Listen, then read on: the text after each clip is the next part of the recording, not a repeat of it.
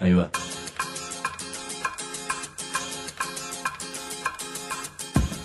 La Vaca es una colecta de recursos, es una cooperativa de trabajo, es una página web, un periódico mensual, una editorial, una cátedra, un bar. Es lo que necesitamos crear para ganarnos la vida y perdernos la obediencia de vida. La Vaca es comunicación, ida y vuelta. Ahí va. Decimos no te calles, decimos como se te cante, como te salga, como puedas. Decimos para que escuchen los que te dicen, vos no digas ni mu. Ahí va. Yo soy medio descreído. No estoy seguro de que haya justicia, no sé si hay bondad, no sé si hay libertad. Lo que sí sé es que hay personas justas, personas buenas y personas libres. Si te cruzás con alguna de ellas, decimos. Naturaleza Viva es una experiencia de búsqueda, de concreción y de proyección de un modelo de desarrollo agropecuario con características muy innovadoras desde los planos técnico, social y económico. El campesino vive en el campo porque le encanta el aire limpio, le encanta escuchar el sonido de las aves, de los pájaros, ver los ritmos de la naturaleza. Justamente lo súper interesante de un sistema agroecológico, que es de el suelo es de una fertilidad creciente, cuando en las agriculturas con agroquímicos la fertilidad del suelo es decreciente. El dinero ha sido utilizada por determinados grupos económicos como la zanahoria del burro para llevarlo y conducirlo hacia determinados lugares. Estamos generando una barbarie social y ambiental. En mayor o en menor medida, el modelo extractivo del sojero o el monocultivo, no es el problema de la soja, sino es el modelo corporativo de extracción de recursos de la naturaleza. Nosotros, en nuestro caso, empíricamente, de que es posible producir sin degradar los recursos naturales. Decimu.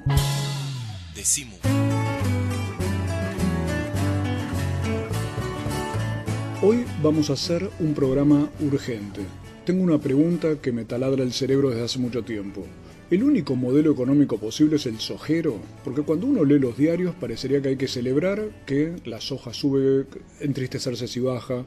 Los campos están llenándose de productores sojeros, hay pools de siembra sojeros, está el tema del glifosato y parecería que además es la gran fuente de la riqueza que a mí me lleva a pensar en algo que decían cuando yo era chico, que era que Argentina antiguamente, a principios del siglo XX, era el granero del mundo, porque solo producía materias primas. Y ahora parecería que como si fuera un pasito más atrás del granero del mundo, porque ya no son materias primas en general, sino muy poquitas cosas, entre las cuales está la soja, que aparentemente hay que celebrar.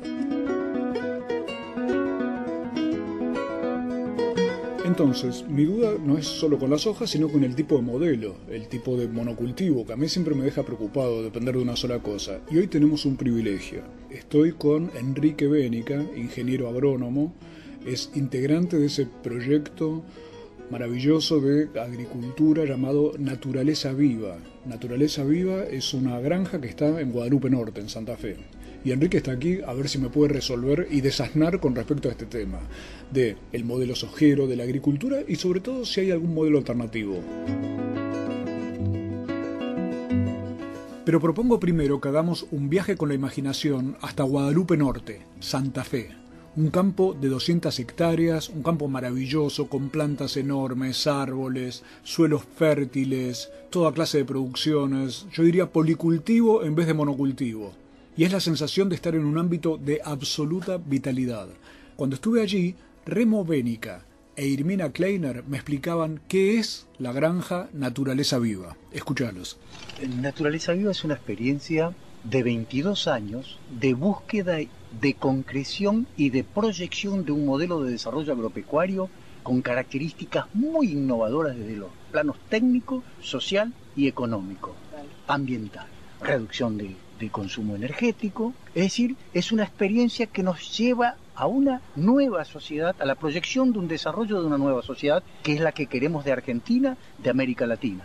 lo interesante y lo importante es cómo una producción va apoyando a la otra y cómo se van complementando. Por otro lado, de los residuos del tambo, de los residuos de los cerdos, tenemos la producción de gas propio. Entonces ahí también tenemos el gas y todo el material orgánico que después de producir el gas es un excelente biofertilizante. Entonces vamos cerrando todo el ciclo de la necesidad de recuperar el suelo, de mejorar el suelo con todos los nutrientes que se van incorporando, y mejorando nuestra propia producción, los rindes por hectárea van siendo cada vez mejores, las pasturas van siendo cada vez mejores. Justamente lo súper interesante de un sistema agroecológico, que es el suelo es de una fertilidad creciente, cuando en las agriculturas con agroquímicos la fertilidad del suelo es decreciente. Entonces este es un aspecto muy importante porque es la vida del futuro, es la alimentación del futuro. Es una experiencia que nos lleva a una nueva sociedad, a la proyección de un desarrollo de una nueva sociedad, que es la que queremos de Argentina, de América Latina. Porque es la vida del futuro, es la alimentación del futuro. Así hablaban Remo Bénica e Irmina Kleiner, y ahora seguimos con Enrique Bénica, uno de los hijos de esa pareja, ingeniero agrónomo que lleva adelante hoy el proyecto Naturaleza Viva. Y la pregunta era, ¿hay opción al modelo sojero? Bueno, con respecto al modelo sojero, es un modelo más, que tiene toda su tecnología, su desarrollo tecnológico, para la extracción, para transformar recursos naturales en divisas económicas o en productos o servicios, ¿no? Tal cual. Del ámbito, es decir, transformar un recurso natural en un producto o un servicio que pueda servir al hombre.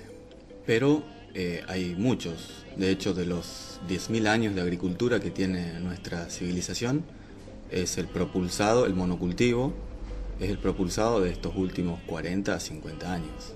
Es decir, es una pequeña fracción del tiempo que este modelo agrícola extractivo se sirve el hombre o las sociedades humanas para servirse de esa naturaleza, de la naturaleza, ¿no? De los recursos naturales. Es muy importante lo que decís, porque a veces uno pierde esa noción histórica, ¿no? Claro, esa noción histórica sirve a nosotros para así darnos un panorama temporal, ¿verdad? 9.950 años de agricultura y convivencia con la naturaleza, y de pronto en estos últimos 50, pongámosle 100 años, estamos generando una barbarie social y ambiental. En mayor o en menor medida, el modelo extractivo del sojero o el monocultivo, no es el problema la soja, sino es el modelo corporativo de extracción de recursos de la naturaleza. Ese modelo tecnológico, llámese siembra directa, puntualizando el caso de la soja, fue ideado desde grupos sociales, ¿no? que piensan en un servicio económico más que un servicio nutricional o ambiental para el productor agropecuario que resguarde su suelo, claro, y para el consumidor. Es decir, el arte o la ciencia de producir alimentos vincula directamente a dos actores: al productor, porque es el que desarrolla la actividad y el que pone el sacrificio y el esfuerzo en producir un alimento. El productor siempre ha pensado en cuidar su suelo, pero ese es un actor.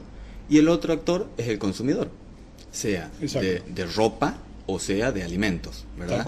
Esos dos actores en estos últimos 50, 60, 80 años no han participado del desarrollo tecnológico por la cual hoy nos servimos todo para extraer o transformar un recurso suelo en un alimento o una fibra capaz de vestirnos.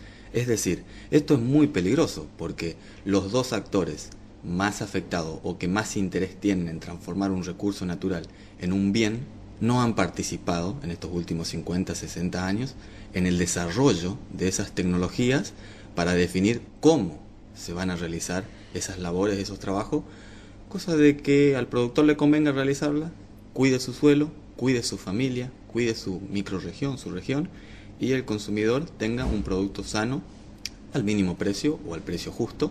Claro. Entonces, estas tecnologías son tecnologías de posguerra o tecnologías de corporaciones que piensan en generar insumos estratégicos que generen dependencia al productor, semillas ultra mejoradas en un aspecto visible, como claro, el rendimiento, pero no, por ejemplo, en otros aspectos menos visibles, como tolerancia a sequía, tolerancia a enfermedad.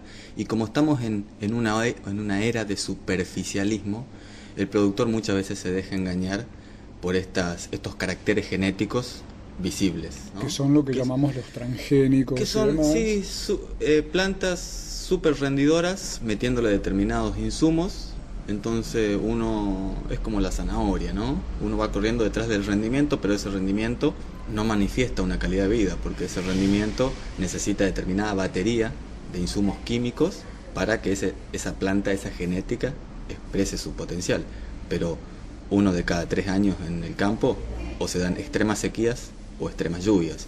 Entonces estas tecnologías son medidas en laboratorio, en situaciones ideales, y cuando salen a campo, el productor y la sociedad en su conjunto tiene que hacerse cargo de las pérdidas que ocasionan, por ejemplo, exceso de lluvia o exceso de sequía. El caso de los transgénicos, por ejemplo, están muy afectados por la sequía, porque el glifosato se acumula en raíces y se transforma. Con buena lluvia, la soja tolera el glifosato. Con carencia de lluvia, la soja se torna levemente sensible al glifosato. Ese modelo tecnológico, llámese siembra directa, fue ideado desde grupos sociales que piensan en un servicio económico más que un servicio nutricional o ambiental. Yo estoy tomando nota porque así estoy desasnándome gracias a Enrique Bénica, ingeniero agrónomo de la Granja Naturaleza Viva del norte de Santa Fe, allá en Guadalupe Norte. En la historia entonces, son las pequeñas notas que tomé, en la historia muy poquito tiempo fue el que se ha dedicado al tema del monocultivo. La otra cuestión es que en estos poquitos años, en la historia humana de monocultivo, los que quedaron afuera de la discusión de cómo era la tecnología eran nada menos que el productor y el consumidor, o sea, casi todos. Exactamente, la fracción mayor, ¿no? Y todo esto quedó en pocas manos. Ahora Enrique nos va a seguir explicando en qué medida hay que comprender este modelo y también si hay opciones, que es el tema que me tiene intrigado esta mañana. Decimú. 2012, año de la vaca de fuego. Entra a www.lavaca.org y arde con nosotros. Miramos series en la computadora, intercambiamos mensajes de texto con la televisión, enviamos videos por celular. La tecnología evolucionó. El sindicato también. Ahora estamos junto a los trabajadores de televisión, servicios audiovisuales, interactivos y de datos. El sindicato está con vos en tu capacitación, en tu salud, en tus derechos. SATSAI, el sindicato de las nuevas tecnologías. Estamos con vos. La Vaca Editora, libros que muerden. Podés comprarlos a las mejores librerías o hacer clic en www.lavaca.org y te lo mandamos por correo. Libros que muerden. Si trabajás en el Estado municipal, provincial o nacional, sabé que tenés tu sindicato para hacer valer tus derechos. ATE, Asociación Trabajadores del Estado. Habla, tenés voz. Escuchá, tenés compañeros. Participá, tenés asambleas. Sumate a la campaña de afiliación 2012. Suma puntos de vista. Suma ideas. Suma voces. Asociación Trabajadores del Estado. www.eltrabajadordelestado.org. Sumate a la campaña. Afilia a un compañero. Sumate a la campaña. Afilia a una compañera. Decimú. Y aquí se viene nuestro espacio de poesía, que es tan fuerte, tan creativo, tan talentoso, tan... Con tanto tan, parece un campanazo, pero en realidad se viene el poeticazo.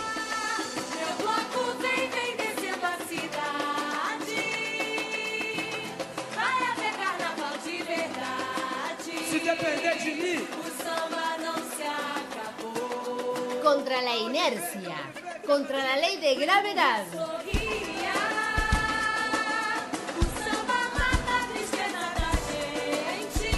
Contra la contrariedad, contra la cultura oficial, contra la copia, a favor de la libertad y sobre toda mente contra lo irremediable.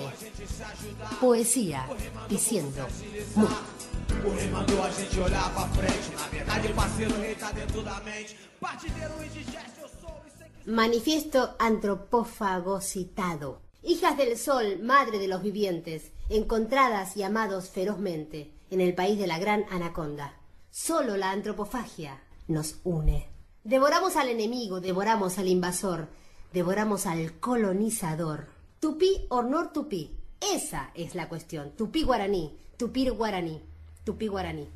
Contra todas las catequesis y contra la madre de todas las transnacionales. Lo que impide la verdad es la ropa, lo impermeable entre el mundo exterior y el mundo interior. La reacción contra el hombre vestido, sifilizado. Nunca fuimos catequizados. Vivimos a través de un derecho sonámbulo. A Cristo lo hicimos nacer en un pesebre de cartón en la Villa 31. Pero nunca admitimos el nacimiento de la lógica entre nosotros. El espíritu se niega a concebir al espíritu sin cuerpo. Tenemos la justicia, codificación de la venganza. La ciencia, codificación de la magia. Antropofagia, la transformación permanente del tabú en tótem. Contra el mundo reversible, las ideas objetivadas, cadaverizadas. El instinto caribe, el instinto mapuche.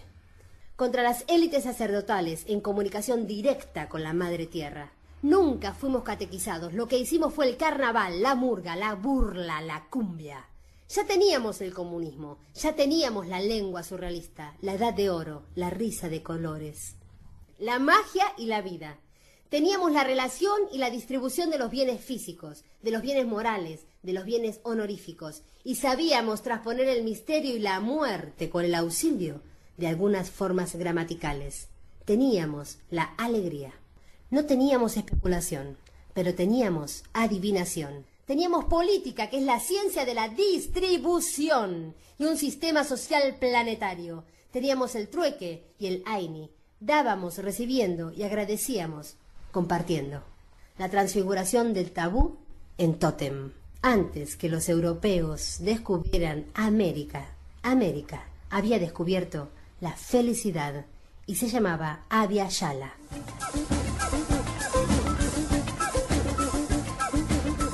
El manifiesto antropófago original es de Osvaldo Andrade y aquí está nuevamente deglutido por Juan Pablo González. Fue Daniel Andújar con su poeticazo. El horizonte, el sol, el aire. Creemos en dioses que existen. Decimo.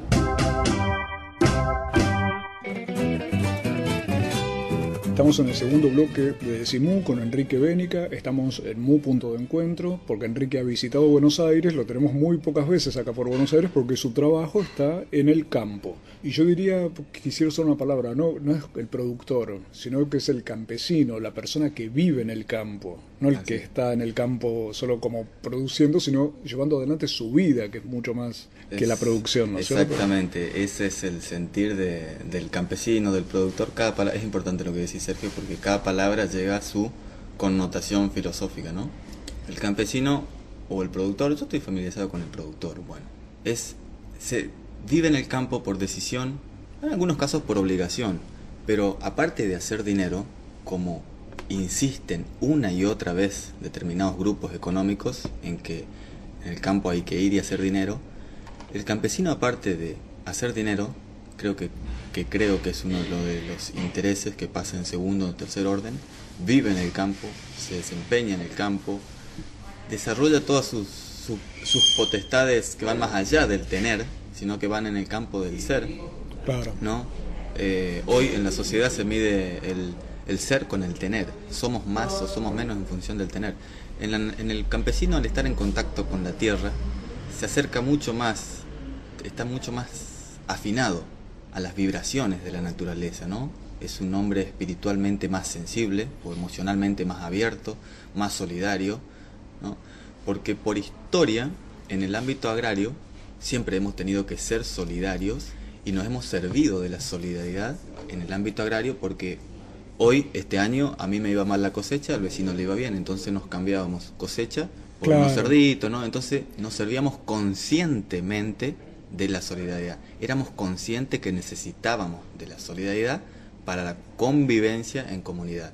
Hoy podemos pasarnos por arriba, si queremos, con las camionetas. Hoy están dadas las condiciones para que vivamos sin solidaridad. Claro, cada uno en su isla, ¿no es cierto? Exactamente, pero eso es, la realidad nos forza aún más a ser solidarios realmente por conciencia, no por necesidad, que es totalmente distinto. El campesino, redondeando tu idea, sí, el campesino no solo vive en el campo para hacer plata, como hay muchos sectores que insisten. No, el campesino vive en el campo porque le encanta el aire limpio, le encanta escuchar el sonido de las aves, de los pájaros, ver los ritmos de la naturaleza. El campesino, al estar en contacto con la tierra, se acerca mucho más, está mucho más afinado a las vibraciones de la naturaleza, ¿no? Es un hombre espiritualmente más sensible, o emocionalmente más abierto, más solidario.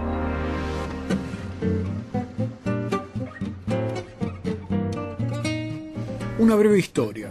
Los padres de Enrique, Remo e Irmina, integraron los movimientos campesinos, ligas agrarias, organizaron a los hacheros en la zona del Impenetrable y militaban en la Juventud Peronista. Venían de toda la corriente cristiana que se incorporó al peronismo en los años 70. Durante la dictadura tuvieron que escaparse a la selva ante la persecución de policías y militares. Y en la selva vivieron casi 4 años. Tuvieron 2 hijos. Todo esto está contado en la revista Mu. La pueden pedir a infolavaca@yahoo.com.ar. Y en la selva aprendieron a vivir y a entender, Remo me decía, a leer la naturaleza. Antes de seguir con Enrique, veamos qué me contaban Irmina y Remo sobre la vida cotidiana en el monte. ¿Dormían? Bajo los árboles. Cuando no llovía, así, bajo el árbol. ¿Y cuando llovía? Cuando llovía poníamos plástico. Tamaño mantel de una mesa. Sí, o sea, que lo poníamos y armamos una carpita bien bajita así, donde adentro nos metíamos adentro. Perfecto. ¿Cómo juntaban el agua? Con los plásticos eso, le armábamos a ese plástico y en una esquinita le tirábamos más para concentrar el agua en la esquinita y ahí le armábamos con plástico en la tierra una fuente para acumular el agua. ¿Cómo comían? Sentados en el suelo con los pies cruzados al estilo chino. La olla era estas latas de dulce de batata. Y las comidas centrales eran fideo y arroz. Muy pocas veces carne, en esas visitas con la gente, nos daba carne, digamos. Y a veces, bueno, lo que normalmente hablar de carne era hueso. Ya vamos a volver con Irmina Kleiner y Remo Bénica para entender cosas sobre el poder y sobre los límites. Pero sigamos ahora entonces con Enrique, que junto con Eduardo Bénica son 2 de los hijos de Irmina y Remo que llevan adelante el proyecto agroecológico. Yo quiero contarles algo a los que no conocen Naturaleza Viva, que, como decía recién, está en Guadalupe Norte, en el norte de Santa Fe.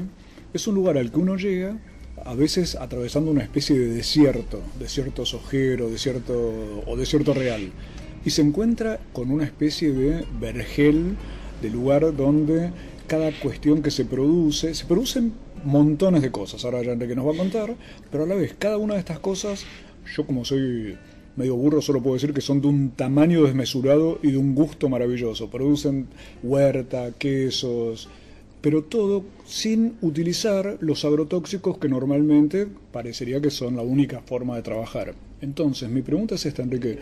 ¿Hay un modelo y una opción diferente a lo que se vende naturalmente como el único modo de producir es con estos agrotóxicos, con estos herbicidas y con este tipo de monocultivo? ¿O hay formas distintas?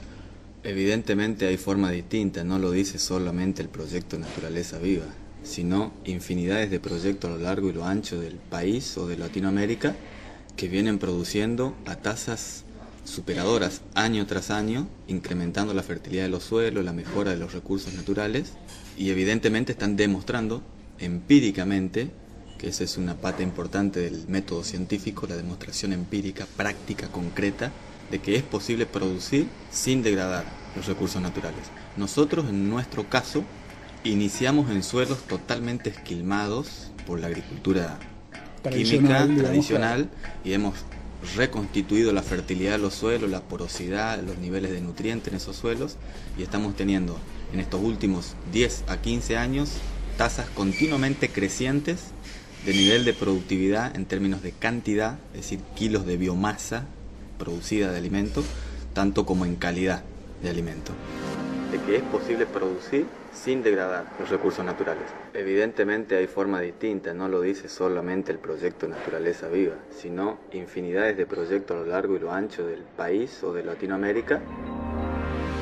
Ese modelo, ese otro modelo tecnológico, es el resultado de una búsqueda interior de inconformidad con ciertos preceptos o falacias que circundan en el ámbito de la comunicación agraria, que por ejemplo dice, para producir hay que degradar, o no nos conformábamos, no nos convencía de que tenemos que usar venenos agrotóxicos que matan la vida para producir alimentos que nutren nada más y nada menos que nuestra vida.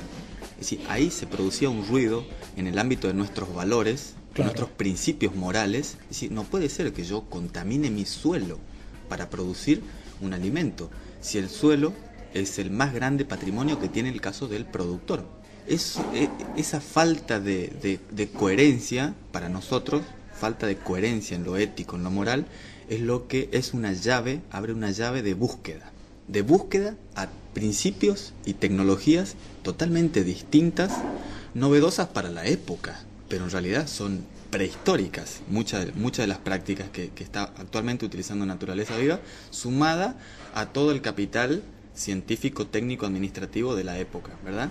Pero es una tecnología de última generación, nosotros la llamamos, pero concebida desde otros valores morales. Ahí está, concebida desde otros valores morales. Ahora volvemos, porque Enrique nos va a contar justamente en qué consiste esa tecnología y, por ejemplo, cómo se hace para poder producir sin usar estos herbicidas que parecería que son el escudo para frente a los bichos y a las malezas y cantidad de cuestiones que son parte de ese discurso agrario. Quiero aclarar un detallecito nomás. Cuando Enrique habla de principios, valores, morales y demás, es porque todo este razonamiento viene de las viejas peleas de las ligas agrarias, de los movimientos campesinos que pelearon tanto durante años para lograr un campo diferente. Enrique Bénica, allí en Guadalupe Norte, con su familia y con 15 familias, porque además es un modelo que da mucho trabajo, están probando cómo se pueden hacer las cosas de un modo distinto. Ya volvemos.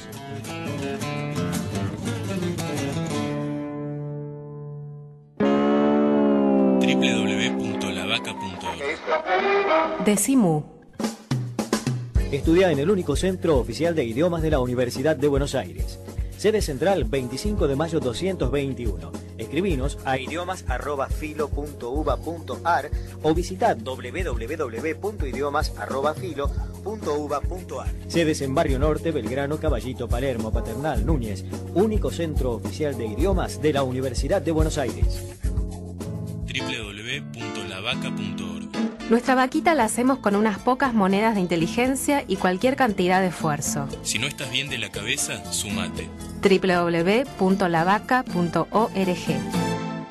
El municipio de Morón impulsa la creación de una policía local, eficiente, transparente y cercana. Acércate a firmar el petitorio en la UGC de tu barrio. Plan Integral de Seguridad Democrática, 5279-3414. Queremos nuestra policía municipal. Municipio de Morón. El noticiero de los juicios en www.lavaca.org. www.lavaca.org. La Vaca también nos da un periódico. Todos los meses en tu kiosco, Mu. El periódico de la Vaca. Decimu.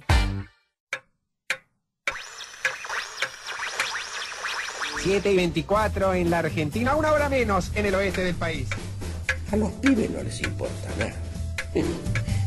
¿Cómo querés que me vaya? Algo habrá hecho, ¿eh? Mejor. Decimu. Desprogramate.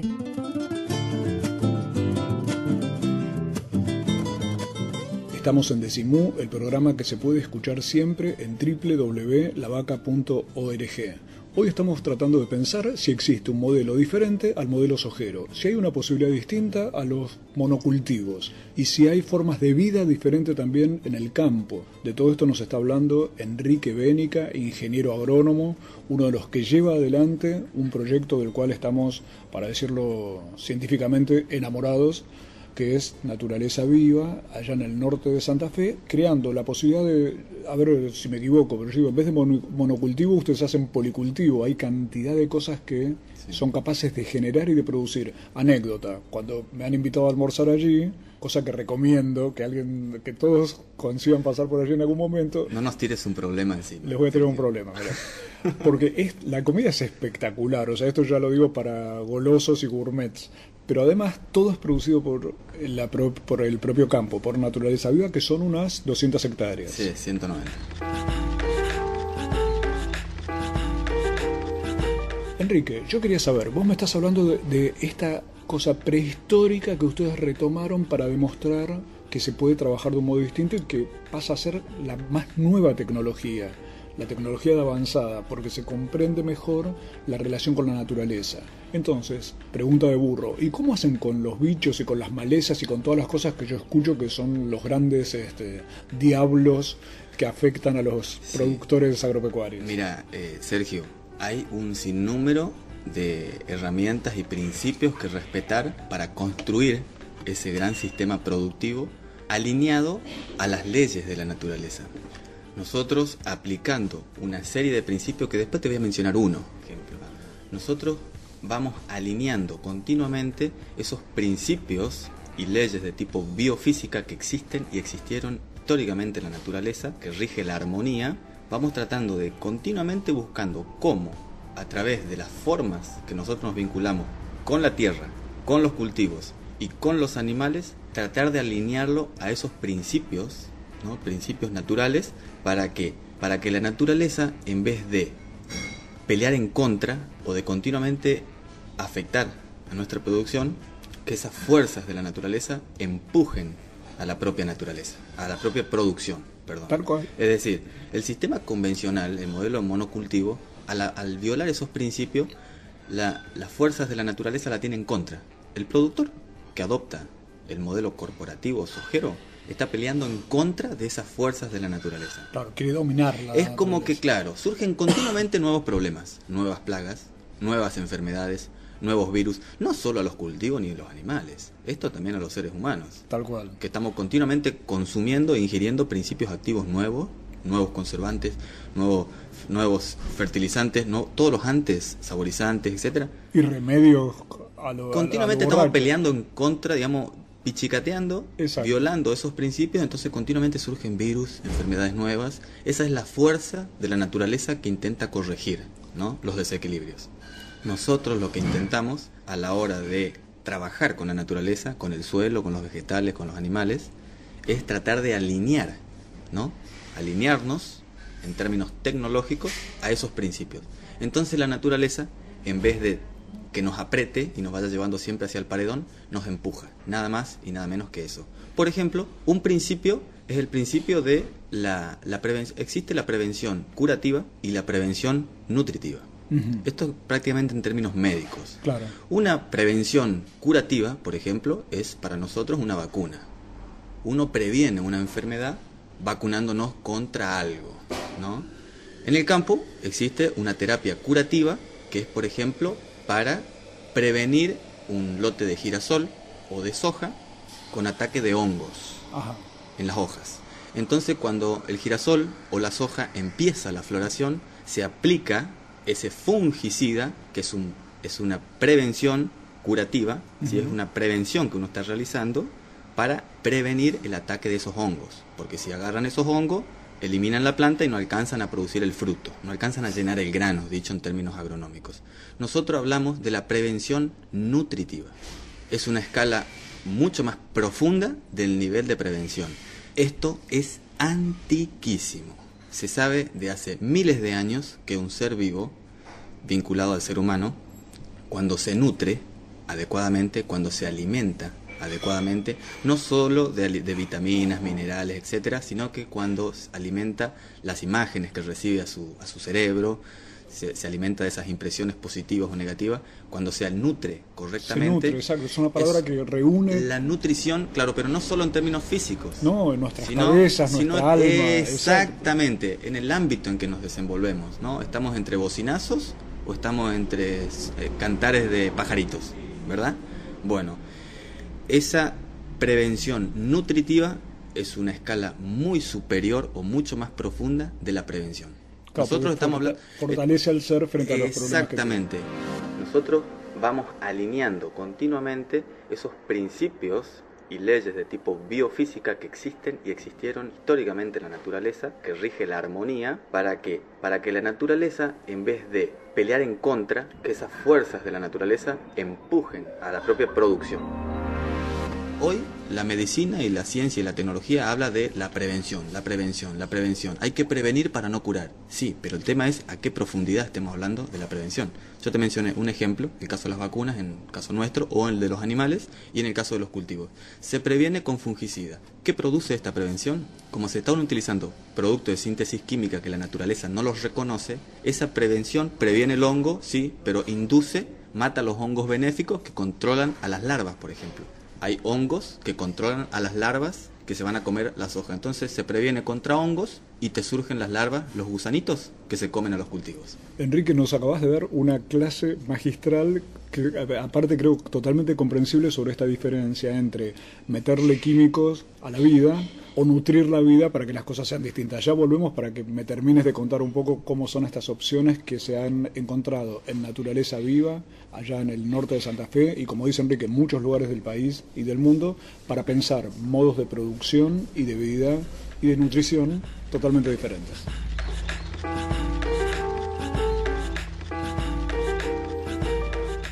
Y ahora escuchemos a Irmina, la madre de Enrique Bénica, contando cómo ella y su marido Remo descubrieron que se pueden romper los propios límites.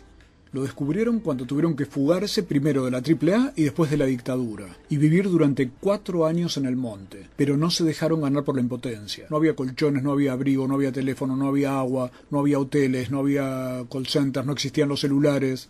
Vivían como los Robinson Crusoe criollos. Creo que esto es un breve manual de instrucciones para los quejosos del presente. Hay situaciones que uno puede llevar más allá, o sea, los límites nos los ponemos nosotros y demasiado pronto. No puedo hacer, ya no puedo más. Y a nosotros fue un desafío permanente de exigirnos más y más y más. Y uno va caminando y va haciendo y se ve que se puede. Esta situación límite fue un incentivo a la creatividad, al darnos cuenta que con cuán poca cosa se puede vivir. Y realmente la supervivencia, digamos, en la alimentación y todo eso, o sea, llegar a ser felices si teníamos yerba y harina para tomar mate y cocinarnos unas tortas fritas, porque había momentos en que no teníamos ni siquiera eso. Entonces uno lo ve comparativamente con otros momentos de la vida propia o de tanta gente que se vive quejando o que nos vivimos quejando más que disfrutando las cosas que te está dando la vida en ese momento. Entonces creo que ese es un desafío permanente y es un aprendizaje muy fuerte, ¿no? Decimu. En Internet, saber es compartir. www.lavaca.org. Información libre. El Sindicato de los Trabajadores de las Telecomunicaciones, pluralista, democrático y combativo. Nuestra página web www.foetrabsas.org.ar. Si sos telefónico, sos de Foetra. Punto de encuentro. Nuestro bar, nuestra feria, nuestro escenario. Cosas ricas para alimentarnos el cuerpo y el alma. Estamos en Hipólito Yrigoyen 1440. Ciudad de Buenos Aires. Amplifica tus sueños. Decimu con la boca llena y el corazón pleno. Decimu. Propongo escuchar Una maravilla sonora. Está a cargo de Cecilia Payés. Maravilla sonora de naturaleza guerrera,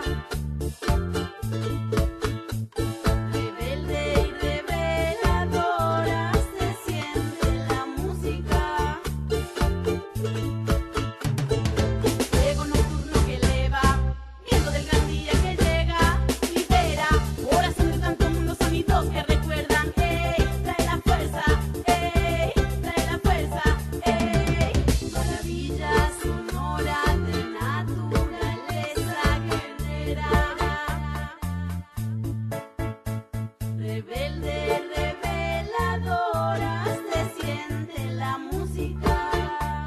El arte de Marcelo Maldonado, más conocido como Marcelo Gidois, consiste en buscar y capturar la mezcla perfecta del samba con hip hop.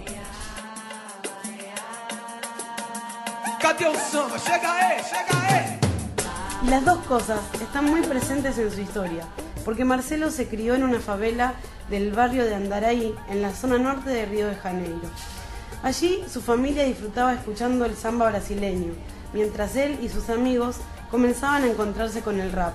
Quer dançar, então prepara. A maldição bateu, o sambô nunca mais para. E tá na cara, a raiz tá cravada no chão. Do tronco a fruto, para mãe, fazendo a conexão. E sangue bom, eu disse sangue bom. Tem coisas que invadem o coração, já disse João. Não, ninguém faz samba porque prefere. Marcelo cuenta que comenzó a trabajar a los 12 años repartiendo periódicos. También fue portero y vendedor callejero. Fue parte del grupo Planet Hemp, precursor del hip hop en Brasil. 20 años después, Marcelo Gidois sigue buscando la mezcla perfecta. En el tema que estamos escuchando, La maldición del samba, parece haberlo encontrado. A maldição do samba. Simbora, parceiro. Essa daqui, ó. Essa daqui é a tal da maldição, rapaz.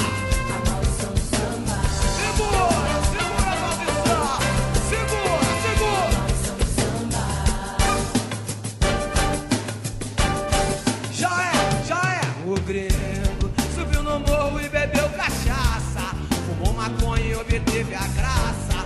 Depois do samba sua vida nunca mais foi a mesma. O Grego subiu no morro e bebeu cachaça, fumou maconha e obteve a graça. Depois do samba sua vida nunca mais foi a mesma.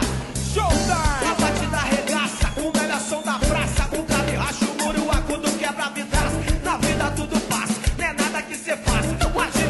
Rima não é de graça. Showtime! Agora sabe como é que é? Samba no pé! Samba no pé. A percussão eletrônica, a favela na internet. O coco é enlatado e a banana é com chiclete. Puta que pariu, é por isso que eu digo aí. Essa daqui, ó. É, parceiro, a tal da maldição. A maldição do samba, a maldição. Ei!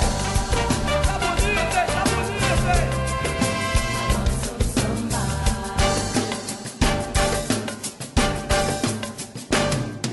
O flow é na batida e o relógio tic-tac. É papel e caneta e o coração deu piripaque. Globalizado ou não, eu mantenho meus laços. No hip hop é o samba, compasso. Nem feliz, nem aflito, nem no lugar mais bonito. Nada mais interfere no quadro que eu pinto. A benção velha guarda, o samba de terreiro. A maldição te pega no Rio de Janeiro, então vai.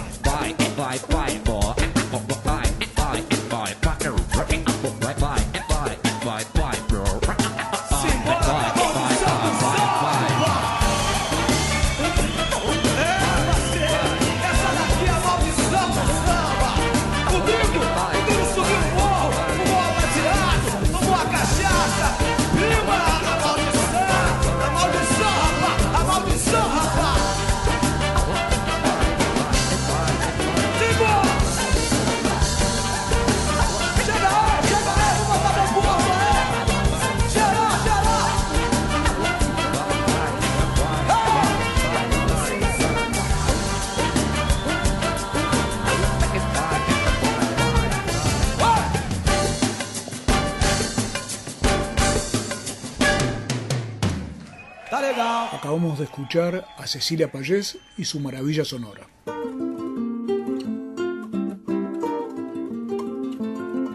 Antes de seguir la charla con Enrique Bénica, te propongo escuchar esta frase de Remo, su padre, Remo Bénica, allí en Guadalupe Norte, cuando estuve con él y me explicó una de las diferencias entre los años 70 y la actualidad, entre la idea que había en aquella época de la toma del poder, una idea política, y la actual, que es una idea diferente, y es la que Remo plantea, la de la construcción del poder. El objetivo de aquella vuelta, todo estaba orientado y dirigido a tomar el poder político. Ahora estamos en el desarrollo de la construcción de un poder económico, social y político, donde no descartamos ninguna de las dos cosas. Lo que pasa es que no creemos más en la toma del poder, creemos en la construcción de las fuerzas posibles para ir lentamente construyendo las fuerzas necesarias para una nueva economía, una nueva política, un nuevo país. Último tramo de Decimú, hoy con este pequeño lujo que nos hemos dado de aprender, de abrir nuestra cabeza. Estamos conversando con Enrique Bénica, ingeniero agrónomo, uno de los integrantes del proyecto Naturaleza Viva, que es una granja que lo que hace es todo al revés del pepino. Pobres los pepinos, ¿no? Que las cosas hay que hacerlas al revés.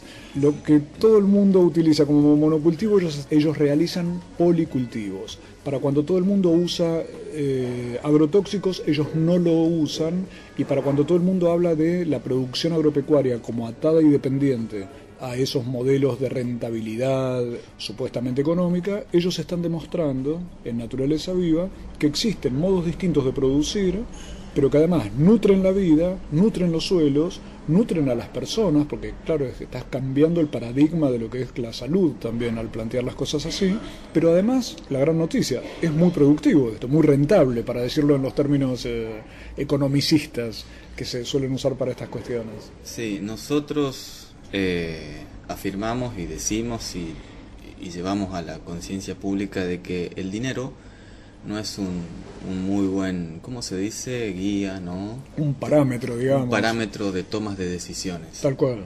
Nosotros, puntualmente el caso del dinero, o las variables de mercado, o esa rentabilidad, lo tomamos únicamente como parámetro circunstancial. Es decir, hoy a mí me sale barato comprar un forraje o decidir entre un cultivo y otro, bueno, hoy como algo circunstancial. Tomamos como parámetro de la definición de nuestra estructura productiva a las leyes biofísicas, es decir, cómo tenemos que manejar el suelo, qué cultivos tenemos que hacer para restaurar, para sostener la fertilidad de ese suelo. Tenemos que incorporar al animal dentro de nuestro sistema porque el animal nos permite generar pasturas y las pasturas perennes hacen que se estabilice, que el suelo se profundice, que el suelo se transforme en una esponja. Las cuestiones de variables como por ejemplo la lluvia, la precipitación que tenemos anual, la distribución, todas esas cuestiones biofísicas las tomamos como orientadoras para definir el sistema o el modelo productivo, cómo se debe orquestar nuestro sistema productivo para que sea sustentable, para no degradar el suelo. Es como comprender lo que me rodea para poder armonizar. Exactamente. Algo así como leer la naturaleza. Exactamente. A menudo el dinero o esa famosa rentabilidad ha sido utilizada por determinados grupos económicos como la zanahoria del burro para llevarlo y conducirlo hacia determinados lugares.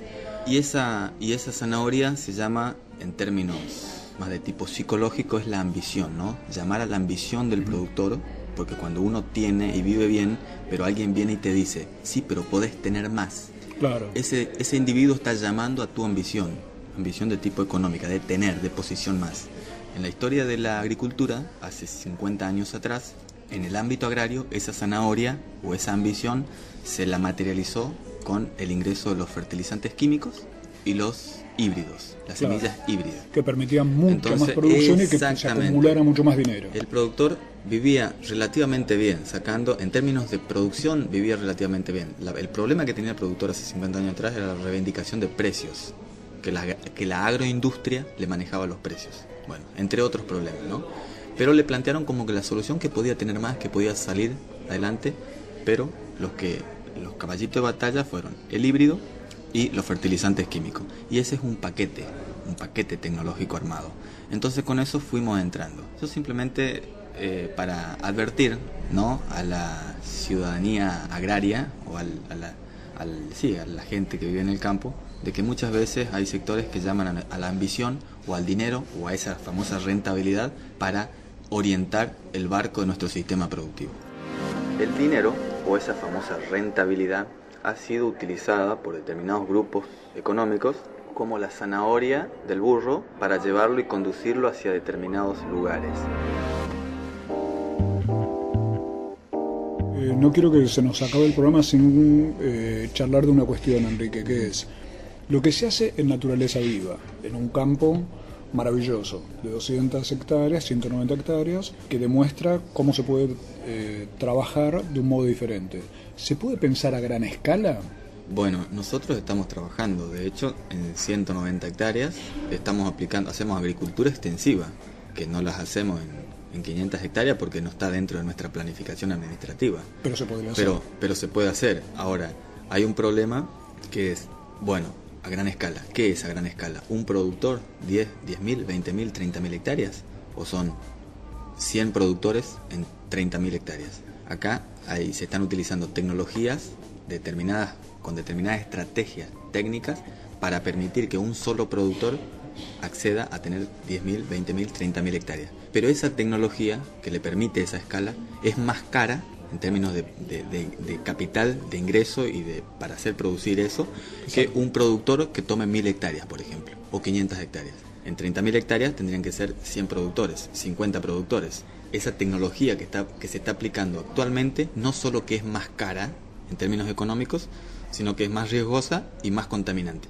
Pero está planteado como que facilita la escala, entonces se vende ese tipo de tecnología. Después hay otra cuestión que es el tema de la migración, el éxodo rural. El campo se está vaciando, pero el campo también se está vaciando por otras cuestiones. Pero sí, es rentable, hoy estamos creciendo a una buena tasa, los cultivos rinden cada vez más, estamos sacando rendimientos, depende del año, si es año bueno o año malo, pero en términos promedios iguales a un poquito superior a los convencionales, con menos, sin insumos químicos, sin necesidad de plaguicidas, porque las plagas las tratamos con el método de prevención nutricional. Nosotros nutrimos nuestra planta, nutrimos nuestro suelo, entonces esa planta no se enferma, no gastamos en estos insumos, no degradamos nuestro suelo, y un suelo fértil produce buenos rendimientos. Y así como uno se encuentra con un modelo de monocultivo que expulsa a la gente del campo y no da trabajo, el modelo que plantea Naturaleza Viva, este modelo de nutrición, este modelo de agroecología, biodinámica, este modelo de compenetración con lo que ocurre con la naturaleza, genera mucho trabajo. Ese es por lo que a mí también me entusiasma la idea de la escala grande, en el sentido de decir, de qué modo a lo mejor se podría repensar el país con un campo que dé trabajo en lugar de expulsar a la gente. Exactamente, nosotros en 190 hectáreas, haciendo producción, la elaboración de los alimentos y la parte de comercialización, tenemos 10 familias viviendo del proyecto, que son aproximadamente 15 a 16 puestos de trabajo fijos, más otra gente que está de colaboradores, ¿verdad? Y Naturaleza Viva además todo esto lo cuenta, por eso Enrique está en Buenos Aires, por eso estamos haciendo este programa. ¿Cómo puede hacer cualquier persona que quiera profundizar esta charla con ustedes para conectarse? A través de Mu o a través de Sergio. Pueden escribirnos a www.lavaca.org. Así es, sí, o tenemos nuestros correos también. Mi correo personal es natviva2, el número 2, @hotmail.com. Hay otro que es granjavenica@arnet.com.ar. Ahí están los puntos de contacto, hay páginas de internet donde se puede visitar y conocer esto, hay hasta en YouTube algunas películas, como un modo de entrar a un paradigma diferente para entender la vida, el presente y también el futuro. Sergio, algo que quiero acotar a lo que tú has dicho, Naturaleza Viva, por el motivo de no tomar al dinero como Dios, es que hoy estamos aquí charlando contigo y haciendo esto público. Si Naturaleza Viva tomase al dinero por Dios como único patrón de actitud humana, hoy yo me estaría guardando todo esto que te estoy diciendo para hacer dinero y no lo estaría compartiendo con toda la civilización, con toda la sociedad, ¿verdad? Y creemos urgente que estas tecnologías se empiecen a aplicar como acto de responsabilidad ciudadana para cuidar nuestra sociedad, para cuidar nuestros hijos y cuidar nuestro ambiente. Gracias. Todo dicho.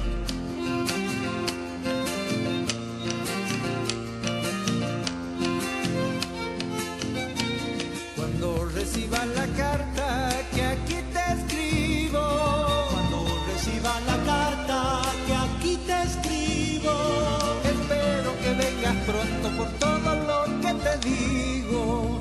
El campo te está esperando, hay que trabajar la tierra, con surco lleno de alfalfa, con lluvia que riega. Se vuelve una fantasía todo lo cierto. El cielo un poncho celeste, la noche cristal y estrellas, te cubre con su silencio la naturaleza.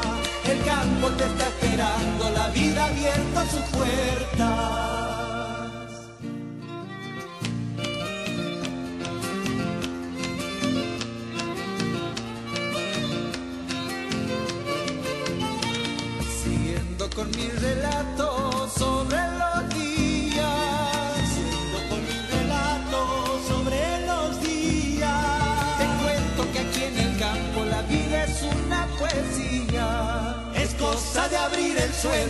el suelo que está dormido, verás que pronto florecen espigas de trigo. Y ya para despedirme quiero decirte que traigas una esperanza, aquí encontrarás abrigos, si siembras de amor la tierra, te enseña un camino, el campo te está esperando, venite pronto conmigo.